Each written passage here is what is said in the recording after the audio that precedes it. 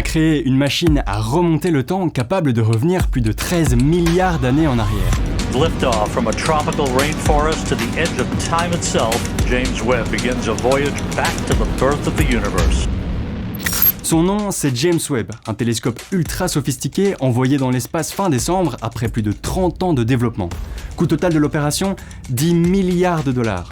Alors on vous explique pourquoi James Webb est si important pour la communauté scientifique et comment il pourrait nous aider à répondre à la question ultime, sommes-nous seuls dans l'univers ?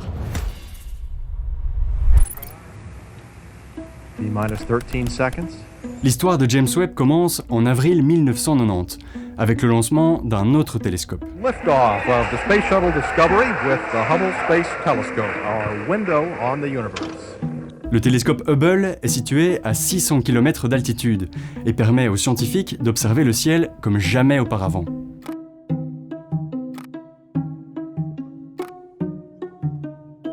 En 1995, de manière assez surprenante, ce télescope va révolutionner notre compréhension de l'univers. En fait, le directeur de Hubble, donc Hubble a un directeur, et il a eu la très bonne idée de pointer Hubble vers un endroit du ciel qui paraissait absolument noir, sans étoiles. En 1995, Robert Williams pointe Hubble vers ce petit carré de ciel a priori vide, mais dans lequel il espère trouver quelque chose à condition de l'observer suffisamment longtemps. Une partie de ses collègues est sceptique, mais après 10 jours d'observation, les données arrivent et le résultat est bluffant.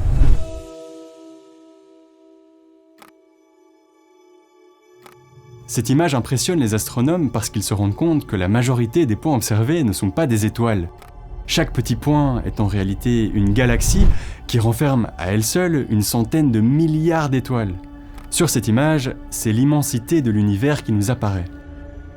Cette image a été une vraie révélation parce que les galaxies qu'elle contient, ces galaxies sont situées à différentes distances et donc se sont formées à différentes époques de l'univers.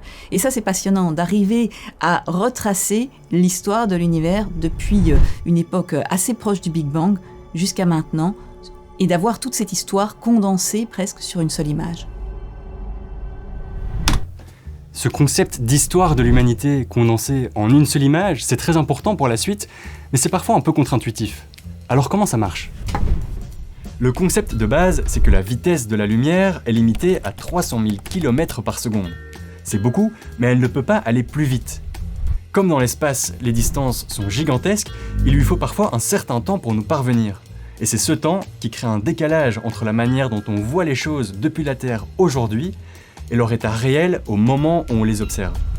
Par exemple, quand on regarde le Soleil depuis la Terre, on ne le voit pas tel qu'il est maintenant, mais plutôt tel qu'il était il y a 8 minutes. C'est le temps qu'il a fallu à sa lumière pour nous parvenir.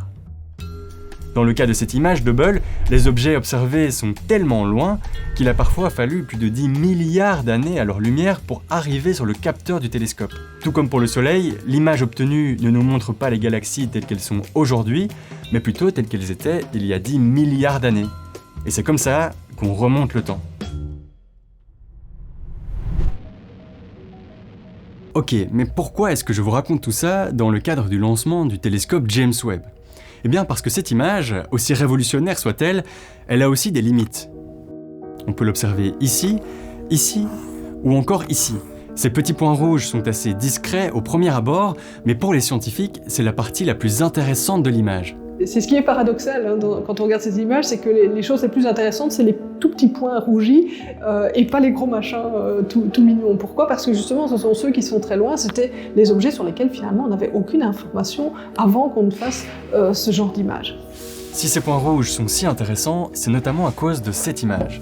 Pour certains d'entre vous, c'est la couverture d'un album mythique du groupe Pink Floyd, mais c'est aussi un phénomène de physique qui représente le spectre de la lumière visible. Ce spectre, c'est l'ensemble des fréquences que notre œil est capable d'observer. Mais ce n'est qu'une fraction des fréquences existantes. Ce qu'il se passe dans l'espace, c'est qu'en voyageant, la lumière est progressivement étirée. Sa longueur d'onde est modifiée et sa couleur tend de plus en plus vers le rouge. Les petits points rouges sont en réalité les objets les plus éloignés, ceux dont la lumière a été étirée à la frontière du visible. Ça les rend particulièrement intéressants parce que ce sont les objets les plus anciens, qui ont donc le plus de choses à nous apprendre. Mais pour en savoir plus, il faut un nouvel outil. Pour essayer de comprendre d'où on vient, il va falloir pouvoir comprendre toutes les étapes par lesquelles l'univers est passé. Et ça implique d'essayer de regarder des choses qui sont très lointaines, parce que quand on regarde très loin, on regarde les choses comme elles étaient il y a très longtemps. Avec Hubble, quelque part, on ne va pas dire que c'était inabouti, mais on n'était pas au dernier carat, et grâce au James Webb, on va pouvoir aller voir la première génération d'étoiles, celle qui a finalement provoqué tout le reste, les premières galaxies, tous les premiers trous noirs supermassifs, bref, ce qui a permis finalement tout le reste, et nous notamment. Over the coming decades, NASA is determined to work with people everywhere to achieve continued and expanded exploration of space. C'est cette quête de savoir qui est à l'origine du projet James Webb, un télescope spatial spécialisé dans l'observation de la lumière infrarouge. Le projet est en route depuis le début des années 90, mais tous les délais n'ont pas toujours été tenus. In 2014, we plan to launch the James Webb Space Telescope. Ce qui explique de tels retards, c'est notamment le défi technique que représente ce projet. L'observation du spectre infrarouge est très complexe et il a fallu surmonter de nombreux défis. Le premier d'entre eux, c'est le miroir. La lumière qu'on cherchait à observer avec James Webb est très lointaine et donc très faible. Pour voir plus loin qu'avec Hubble, il fallait une surface de captation plus grande. Quand on veut récolter de la pluie, on met un seau et on récolte plus ou moins de pluie selon que le diamètre du seau est plus ou moins grand. Et bien là, plus le miroir du télescope est grand, plus on va réussir à collecter des particules de lumière qu'on appelle des photons.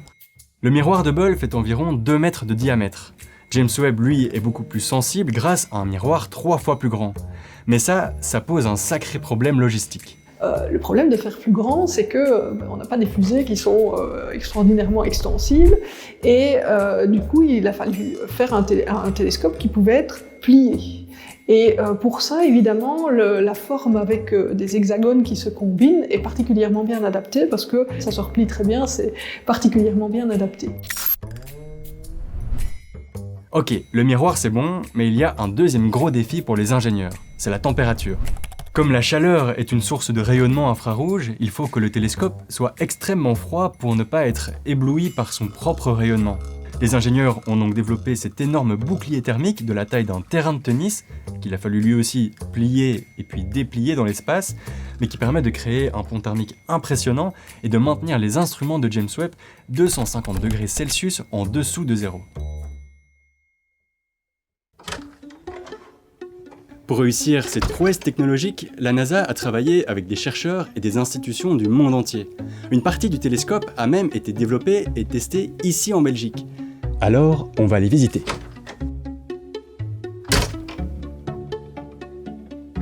Comme le télescope doit fonctionner à des températures très basses, il y a un risque que les instruments ne fonctionnent pas comme prévu.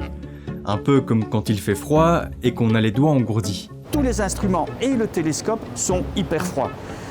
Qui dit froid dit changement de déformation, changement mécanique, donc il faut le valider sur Terre avant envoi. Et c'est ce qu'on a fait ici au CSL. Pour être certain que tout fonctionne correctement, le Centre spatial de Liège a recréé les conditions de l'espace dans des énormes cuves ici sur Terre.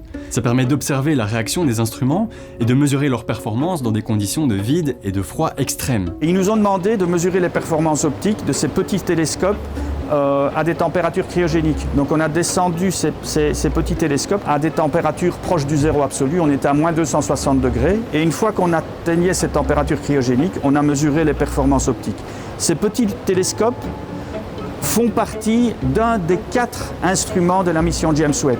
Tous ces tests ont été réalisés il y a déjà plusieurs années, mais ce sont ces travaux réalisés ici en Belgique qui permettent aux astronomes du monde entier d'avoir accès aux observations les plus précises possibles. Ce qui est excitant chez nous, c'est qu'avec notre expertise technique, on apporte notre petite pierre à l'édifice pour fournir un instrument qui va fonctionner comme les scientifiques le désirent, puisque en fin de compte, le but final, c'est des observations astronomiques.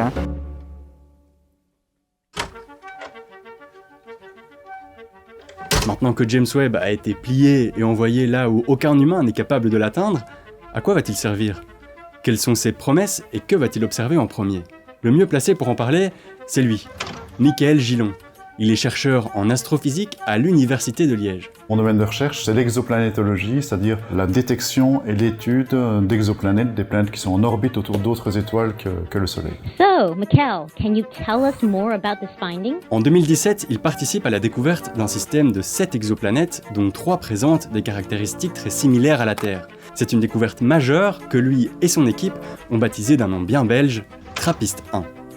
Mikkel, Guillaume and his team have used our Spitzer Space Telescope to determine that there are actually 7 Earth-sized planets orbiting the nearby TRAPPIST-1 star about 40 light-years away. Grâce à James Webb, Michael Gillon va enfin pouvoir observer de près les planètes de son système TRAPPIST-1 afin de percer le mystère de leur atmosphère. James Webb est vraiment l'outil parfait pour étudier ces planètes, chercher des atmosphères et éventuellement mesurer la composition de ces atmosphères. Et le Graal, ce serait de pouvoir dire qu'il y a une activité biologique sur une de ces planètes. On n'en est pas encore là, mais en tout cas, c'est un pas énorme dans ce sens. On l'a vu, le lancement de James Webb est un moment historique pour l'astronomie. Les scientifiques l'attendent depuis des dizaines d'années et ce télescope porte la promesse de futures découvertes majeures sur les origines de notre univers ou encore l'étude des exoplanètes. Mais ce qui est peut-être le plus intéressant dans tout ça, c'est de se rappeler qu'au moment de lancer le télescope Hubble, on n'avait pas encore imaginé l'expérience qui allait finalement révolutionner notre connaissance de l'univers. À l'image de cette fameuse photo de 95, il est fort probable que la plus grande découverte de James Webb n'ait tout simplement pas encore été imaginée.